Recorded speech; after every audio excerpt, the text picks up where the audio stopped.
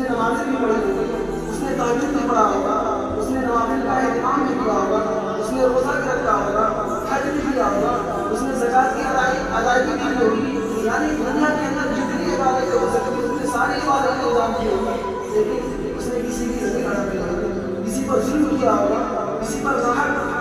کسی کو ناحق قتل کر دیا ہوگا، کسی کو ناحق سلایا ہوگا۔ حضور صلی اللہ علیہ وسلم فرماتے ہیں کہ جب وہ قیامت کی دن آئے گا تو حق والے اس کے پاس آئیں گے، یعنی آپ نے دنیا کے اندر جس کی زمین ہڑپ لی تھی، آپ نے جس پہ ظلم کیا تھا، آپ نے جس کو مارا تھا، جس کو ستایا تھا، جس کو پریشان کیا تھا، وہ آئیں گے قیامت کے دن اور اللہ تبارک و تعالیٰ سے کہیں گے کہ اللہ دنیا کے اندر اس نے ہماری زمین لی تھی، اے اللہ دنیا کے اندر اس نے ہم کو ظلم کیا تھا، اے اللہ اس نے دنیا کے اندر ہمیں ناحق قتل کر دیا تھا، تو آپ بتائیے وہاں کرنسی چلے گی، وہاں پیسہ ملے گا آپ کو نہیں، وہاں تو اعمال کا سکہ چلتا ہے، وہاں کس کا سکہ چلتا ہے؟ وہاں اعمال کا سکہ چلتا ہے۔ تو اللہ تبارک و تعالیٰ فرمائیں گے حق والے آئیں گے، اللہ تبارک و تعالیٰ حق والوں کو اس کی نیکیاں دیتے چلے جائیں گے۔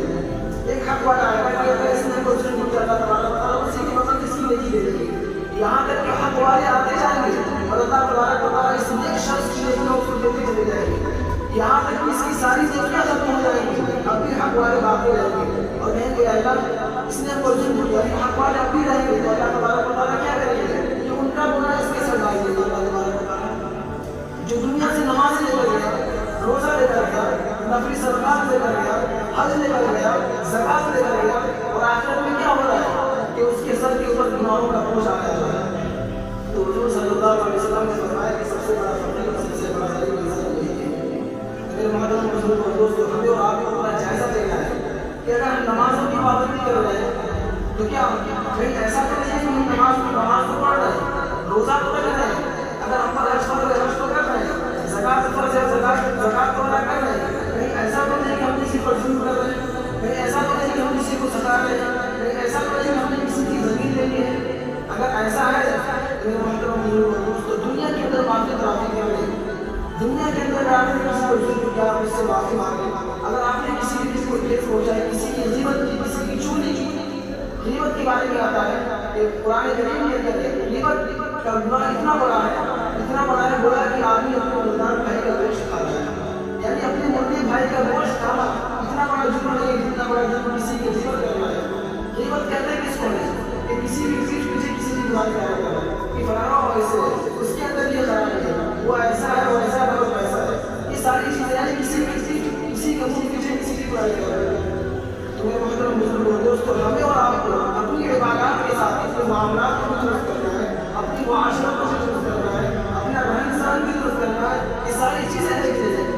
اور ان ساری چیزوں کی رہنمائی ہمیں کہاں سے ملے گی؟ حضور صلی اللہ علیہ وسلم کی اسوہ سے۔ ہمارے نبی نے ہمیں ہر ایک چیز سکھایا ہے۔ یہودیوں کا یہ اعتراض ہوا، یہودیوں نے اعتراض کیا صحابہ پہ، کہا کہ تمہارے نبی کیسے ہیں کہ تمہیں چھوٹی چھوٹی چیزیں سکھاتے ہیں، تمہیں چھوٹی چھوٹی باتیں سکھاتے ہیں، یہاں تک کہ تمہیں یہ بھی سکھاتے ہیں کہ تمہیں کھانے میں کیسے جانا ہے، بیت الخلاء میں کھانے کا سنت طریقہ کیا ہے، نکلنے کا سنت طریقہ کیا ہے۔ تو صحابہ رضی اللہ عنہ نے کہا یہی تو بات ہے، یہی تو ہمارے نبی کے بڑے ہونے کا نام ہے کہ ہمیں چھوٹی چھوٹی چیزوں کو رکھنے کرتے ہیں، یعنی ہمارے نبی نے ہمیں کسی موڑ پر نہیں چھوڑا ہے، ہمارے نبی نے ہر موڑ پر ہماری رہنمائی کی ہے۔ میرے محترم بزرگوں اور دوستو، اللہ تبارک و تعالیٰ نے ہمیں اور آپ کو حضرت محمد مصطفیٰ صلی اللہ علیہ وسلم کی امت میں پیدا فرمایا ہے، ہمیں اور آپ کو اس کی قدر کرنی چاہیے۔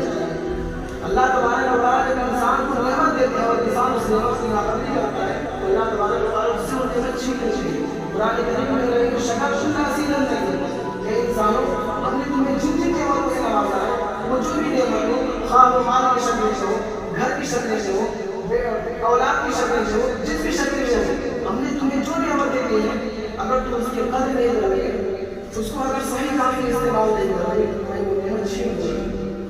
اور اللہ تبارک و تعالیٰ آگے فرماتے ہیں اگر تم شکر ادا کرو گے تو میں تمہیں اور دوں گا، یعنی اللہ نے اگر ہمیں صحیح ساری چیز عطا کیا ہے، اگر اللہ نے ہمیں پیسہ دیا ہے، اللہ نے ہمیں اولاد دیا ہے، اگر ہم اپنے اولاد کو صحیح تعلیم دے رہے ہیں، اپنے پیسے کو صحیح کام میں خرچ کریں گے تو اللہ تبارک و تعالیٰ ہمیں ہمارے پیسے کو بہتر دیں گے، ہماری اولاد میں برکت دیں گے، ہمارے گھر میں برکت دیں گے، اور اگر ہم ان نعمتوں کو غلط کاموں میں استعمال کریں گے تو یقین جانے اللہ تبارک و تعالیٰ فرماتے ہیں وَإِنْ كَفَرْتُمْ مِنْ عَذَابِكَ شَدِيدٌ، کہ انسانوں اور جناتوں اگر تم ان نعمتوں کو غلط کاموں میں استعمال کرو گے، اللہ نے آپ کی آنکھوں کو غلط چیزوں کے ذریعے استعمال کریں گے، اللہ نے ہاتھ دیا ہے، اگر ہم ان ہاتھوں کو کسی کو مارنے میں، کسی کو ظلم کرنے میں استعمال کریں گے، اگر ہم ان پاؤں سے غلط چیزوں کی طرف چل کر جائیں گے، اللہ تبارک و تعالیٰ فرماتے ہیں ان عذاب شدید کے انسانوں میری خبر دور سے۔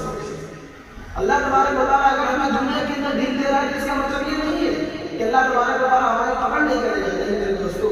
آخرت کے اندر تو ضرور ہماری آپ کی پکڑ ہوگی، وہاں کوئی نہیں بچ سکتا